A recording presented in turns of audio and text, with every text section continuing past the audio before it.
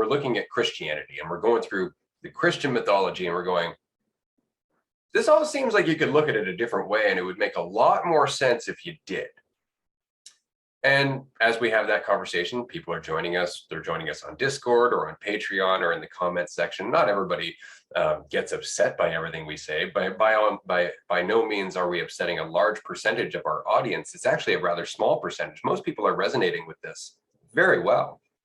And so when you look at all of that and you see that change happening, it's encouraging. It really is. And you look at the world and you go, oh, well, maybe it's just the fact that not enough people are talking about this way. Maybe it's just the fact that not enough people have been out and about having this conversation. Because like I said, 20 years ago, I tried to have this conversation and it was the majority of people were, nope, there's a God, you're being egotistical.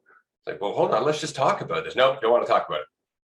Okay, well, that's the end of that conversation. I'm just going to continue on with my life. Well, here we are 20 years later. And that the ratio of people who want to talk about it versus who don't is vastly different. Like there's so many more people who want to have this conversation, not because they're looking for some deep connection to God, but because they're tired of suffering, right? Which is what that mentality creates, which is the thing that always gets me. Like you just said earlier that the only true religion is none.